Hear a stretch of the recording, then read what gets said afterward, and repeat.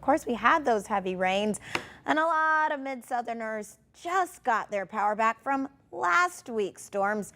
Now thousands more waking up in the dark this morning right before the holiday. Nearly 30,000 MLGW customers are without power right now after yesterday's storms. But of course, some of those people never got their power back after last Sunday's storms.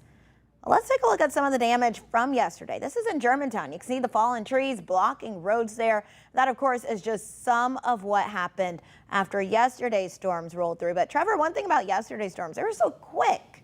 Yeah. And that's what can kind of get us, though, because the quick storms usually have the strongest winds. So they kind of come and go before you know it, but then you got a tree down in your front yard. Yeah. So it is summertime. You know, we're used to these afternoon storms.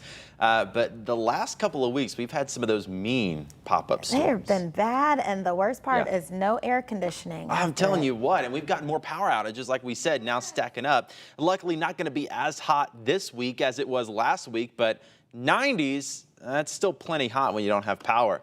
Let me show you the storm reports from yesterday. This is from the last 24 hours. You can see we had some reports of damaging wind gusts in many parts of Shelby County, from Millington down to Arlington, Germantown, and Collierville. Also some damage reported down in Tate County, Panola County, and Marshall County. Even a little bit of hail reported out near Sardis Lake with yesterday's thunderstorms. Not an issue this morning. We're not finding any rain on the radar, but it is a warm and muggy start to your day. It's 76 right now in Memphis, 74 Tunica and Holly Springs, 72 in Covington, and out in Corinth, Mississippi. Now, I think the first half of today is going to be dry. So if you got anything to do outside, the earlier, the better. I think through about 1 p.m. will be sunny and dry. It is going to be hot by lunchtime, highs in the low 90s.